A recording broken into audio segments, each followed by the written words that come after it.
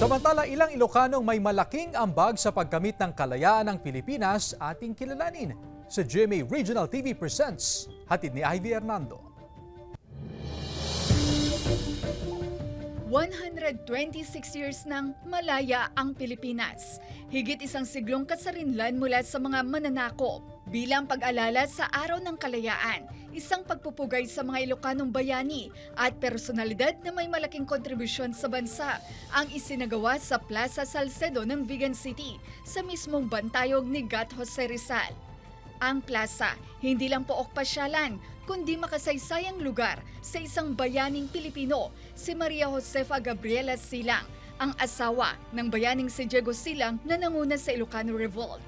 Nang mapas lang si Diego, itinuloy ni Gabriela ang pag-aalsa hanggang sa madakip at binitay taong 1763 sa ngayoy Plaza Salcedo, kasamang iba niyang tagasunod.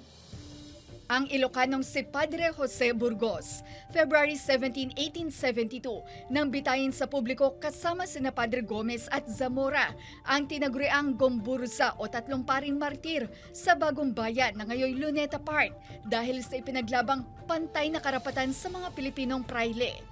Isinilang sa Padre Burgos sa Vigan. Sa tahanang ito na ngayon isa ng National Museum sa likod ng Kapitolyo, ang anak ng Ilocanong manunulat na si Leona Florentino na si Isabelo de los Reyes na tinaguriang ama ng Labor Union ng bansa.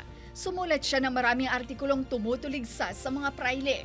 At ang tubong Vigan City na si Elpidio Quirino, ang ika-6 na presidente ng Pilipinas na isinilang din sa naging tahanan ni Padre Burgos nang gawin itong provincial jail kung saan warden ang kanyang ama. Dahil ito isang hindi lang pagtatagal ng turismo kundi pag-alala na rin sa mga kadakilaan ng mga bayani natin mga ninuno. Kasama si Norman Raca, Ivy Hernando, 1 North Central Luzon.